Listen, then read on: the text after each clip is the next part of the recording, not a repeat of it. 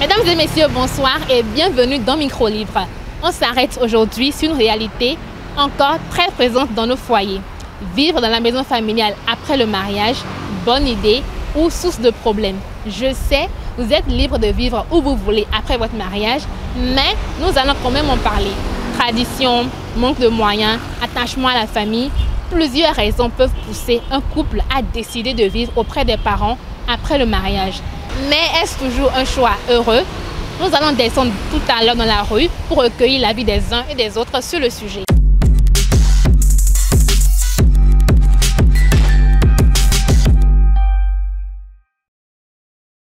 Pour moi, je ne veux pas accepter ça. Aujourd'hui, on est heureux, demain, c'est les bagarres. Après demain, c'est maman qui donne les dictions qu'on doit faire. Et en tout cas, le couple n'est pas du tout heureux. Peut-être l'amour est trop entre la femme et l'homme et des trucs qu'on ne doit pas faire, peut-être l'homme aide sa femme dans les ménages et autres, et balayer la cour. La famille ne va pas accepter ça. Ils considèrent que la femme, elle est paresseuse, elle a fait enfant, dit bon, t'es mis à leur fils. Donc il y a plein de choses qui surviennent dans le monde aujourd'hui que moi je préfère être solo avec mon mari. C'est pas une bonne idée. Bon, on est dans une société où vraiment la cherté de la vie fait que bon, on peut faire vivre dans une maison où on ne paie pas le loyer, puisqu'on se dit que voilà, on ne dépend de personne. Mais sincèrement parlant, c'est pas conseillé à quelqu'un de vivre dans une maison familiale en étant marié aussi. Vraiment, c'est des problèmes que ça engendre. Oui, au début d'un humain, il faut tout faire à son enfant pour qu'il rentre dans l'éducation. Et de là, l'enfant même choisit, toi-même aussi tu choisis ce qu'il peut faire. Et à petit coup, il va s'apprendre à vivre mieux. Sans quoi, c'est le problème finalement. Oui, il y a des maisons familiales pour assister pour t'accrocher. Oui, vous êtes dans ce cas. Tant qu'il démarre, t'accrocher de nous, attaquant des camps, nous, tu dis, nous, nous, quand on se peut. Nous sommes comme on les voit dans le milieu. Si on a deux temps de notre codo, on t'aide à s'étendre où. Il y en a l'homme deux temps de notre codo, on t'aide à s'étendre où. Vous voyez, vous de quoi. Ce n'est pas facile dans la famille laquelle le problème, c'est l'éducation des deux partenaires. C'est le problème. Nous avons tendance à faire croire aux gens que la maison familiale est mauvaise. Il n'y a pas de mauvaise famille, il n'y a pas de bonne famille. Ce n'est vraiment pas une bonne initiative de ramener sa femme dès qu'on est marié sous le toit familial. Vu que vous n'êtes pas le seul, la majorité des femmes aiment beaucoup plus être dans la confidentialité, dans l'intimité.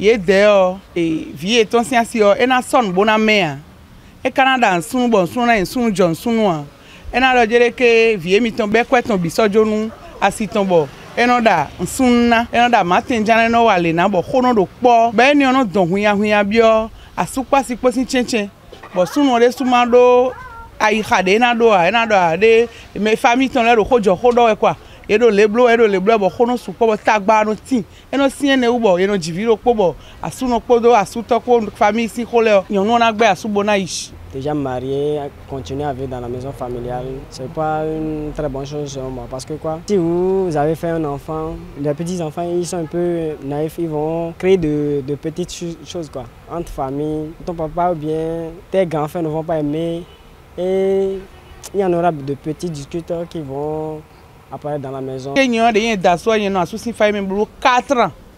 Asu che malo fini blo 4 ans la su che no gon pipe ton chobo wai bo ka pon wa lo de za alopa le asu yen ton no imede podo nem ni ando famele no kwe pa bo ndo khodo ni we bondo le tun chuo ezi ay khabo mizando ka kabo blo 4 ans gon ton chobo wa je viton gon do Cotonou. Quand fait tu marches longue de quoi et va dassi do moyen de na louer xoyene le dia et ta no beaucoup la famille mais do et do xodo fine wutu et a che gbedopo ta mo ya be lame ko ni ya be lame o les écoles publiques car et le téléphone ya on y va y bateau na pour aller quand il devait do todo nous pour ben mon coton o ta gwa do be machine de nous o mais des dassi bozi wa famille o me o e be sin do tante di o tante sin adani bodo do emi le kuna so kwe o wa do tom don kwe o tu bo e a do ko mon coton me o tu o e me do ko ke ma san do ta tun de kun kan tasi bo ga wo yan khosa o me on de kan kan ko yin ko yo gbe fi e wo asukwe bona no onu do mon coton e ti tero han nu ka egbe. Certes, ta femme aura des problèmes avec ta maman ou bien avec ta tante ou bien avec ta grand-mère. Vous vous entendez pas, c'est toujours des problèmes chaque jour. Mais en tout cas, avec famille, les rires, les éclats, c'est juste pour un temps, c'est limité. Ce n'est pas à long terme. Premièrement, tu n'as pas de valeur. Secondo, tu n'es pas considéré dans la famille. Il n'y a rien qu'on peut dire pour t'appeler. Si tu sors et tu reviens, tu as ta valeur. Si on dit tu es à tel endroit, ça te donne ta valeur mieux que de rester vivre là. Supposons même toi qui vas au boulot, tu reviens le soir, tu te dis que bon, tu rentres pour te reposer. Mais c'est des problèmes qui t'attendent encore à la maison. Si tu as ton peu de moyens, si c'est une petite entrée couchée, va louer, ça te met à l'abri de tout. C'est seulement ça, spirituellement, tout ça te met à l'abri de tout. Aujourd'hui, nous sommes au 21e siècle et les choses ont changé. Nous ne voulons plus faire comme nos aïeux. Avant de te marier, tu dois prendre des engagements pour subvenir à tes besoins. Et bon, ça peut venir, mais quand ça vient, il ne faudrait pas que ça dure longtemps, que tes enfants ou bien ta femme va rester. Non. Lorsque vous êtes souvent en famille, lorsque les problèmes viennent, tu sens que tu es entouré de personnes de confiance. La famille est toujours là, même si tes amis, tes camarades t'abandonnent, la famille, elle est toujours là, peu importe, même si c'est une mauvaise famille. Elle est toujours là pour te soutenir. Ils ne vont pas voir le mal s'abattre sur toi et t'abandonner. Ça, c'est impossible. Les enfants peuvent connaître les grands-parents. Parce que de nos jours, il y a des parents qui ne viennent pas à côté de nous. Et il y en a parmi nous qui ne veulent pas aller au village. Donc les enfants ne connaissent pas les grands-parents. Ils ne connaissent pas le village du tout. En blo alloué khoni bo ko mina ro po bona ro vo e do comportement de yo ko mina gérer gbonbo nu kon yi na ti ro gbeza mi ton bo fi mi ton na mo vivo mina blo do mo bo enayon e kana le for ze o medele de bo no dasi bonaze do edele pachu e no le for ave wu gan eze do asuno gan parce que sunu igbeto raka ide bononu ahan bononu siga e wa na jeyon no khoji. Parce que nous avons regretté les migrants, nous avons pas de mal à les bio. Les points télé mais amé, et que nous avons pour bon pour si peu vivre mais bossou, et là nous disons tant les bonagnos de nazan et de les bon nous connaissons.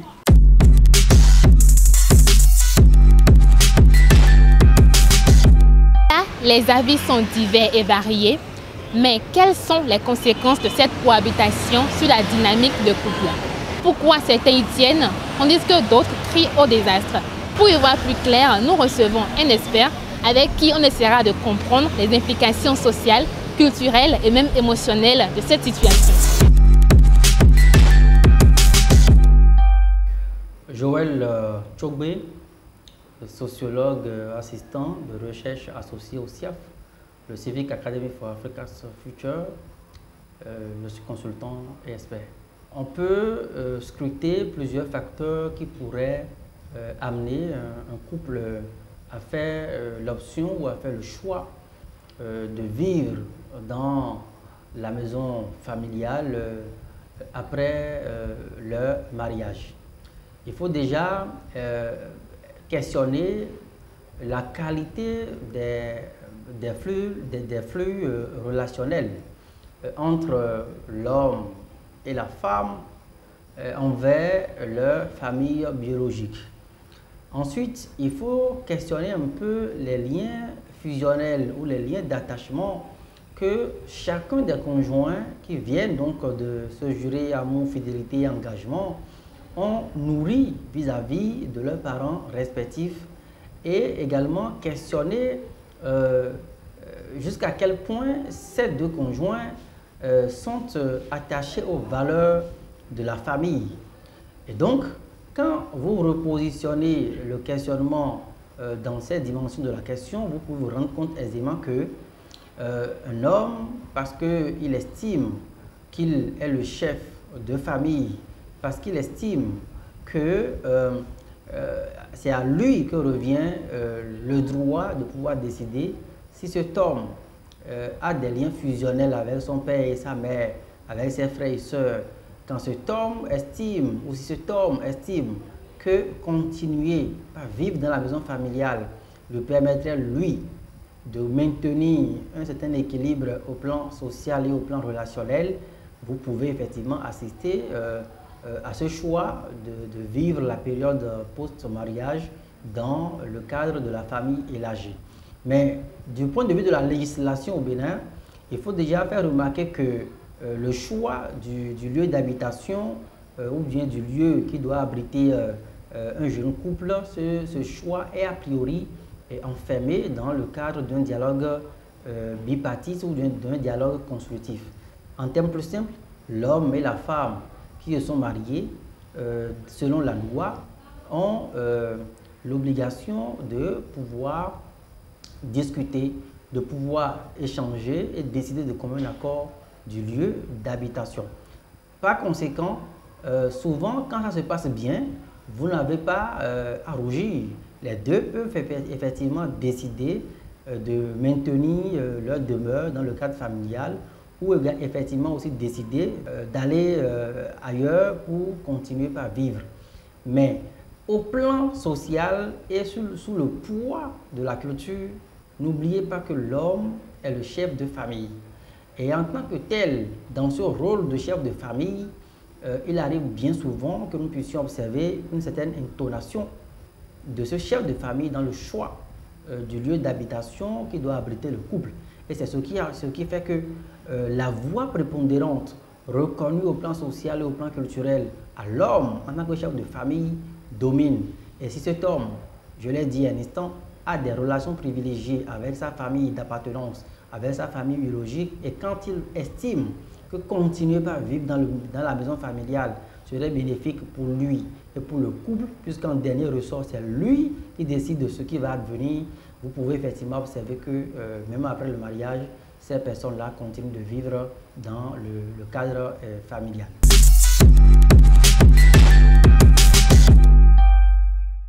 Il y a d'abord des impacts positifs, parce que le mot impact lui-même, on a l'impression que c'est toujours tout ce qui est négatif. Donc d'abord, il y a ce qu'on peut y tirer de positif, et ensuite il y a les risques évidents, sûrs ou non sûrs, qui peuvent découler de ce choix de maintenir la demeure donc, du jeune couple dans le cadre de la famille élargie. En termes de conséquences ou d'impact positif, vous savez que a priori, les beaux-pères, les belles-mères qui sont appelés à devenir également des pépés, des mémés, parce qu'ils sont des témoins vivants d'un passé lointain, d'un passé récent. À eux seuls, ils constituent des supports didactiques, qui constituent des vestiges quand même du présent, qui peuvent être actionnés pour assurer une certaine transmission qualitative des valeurs qui définissent. Le contexte culturel influence énormément la qualité relationnelle entre couples. Déjà avec l'attribution ou la division sexuelle du travail, déjà en remettant le curseur sur le rôle dont peut se prévaloir à la fois l'homme et la femme, en mettant également dans la balance l'impréparation des deux acteurs qui veulent former la nouvelle famille. Autant d'éléments effectivement qui peuvent, dans le contexte culturel local, influencer ou exacerber les tensions sociales entre l'homme et la femme, ou au contraire, les contribuer plutôt à adoucir ces tensions selon le cas. Il y a ce qu'on appelle aussi le choc éducatif. La femme qui vient de rejoindre l'homme, il est évident que cette femme provient d'une famille différente, qui a ses normes, ses valeurs. Il est peut-être aussi évident que cette femme n'a pas les mêmes goûts, les mêmes préférences à tout point de vue avec ce dernier, ou tout au moins avec les membres de la famille de ce dernier. Et parfois, l'incorporation de nouvelles normes culturelles dans la famille d'accueil en ce qui concerne la femme peut être mal vécue. Et si c'est mal vécu, la famille de l'homme peut se braquer et estimer que cette femme n'est pas forcément celle qu'il faut à leur fils. Et le choc éducatif peut effectivement exacerber les tensions sociales entre les deux conjoints. Donc, oui, à votre question.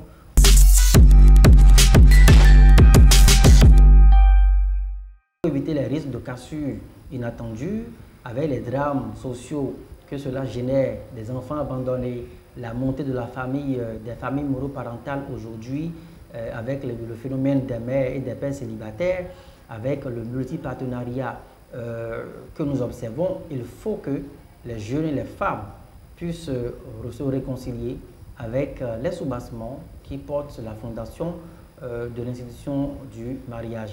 Et pour finir, en ce qui concerne singulièrement le choix du lieu d'habitation des jeunes conjoints, il faut toujours l'inscrire dans le cadre d'un dialogue constructif pour pouvoir permettre à chacun de se sentir à l'aise, quel que soit le choix qui sera fait.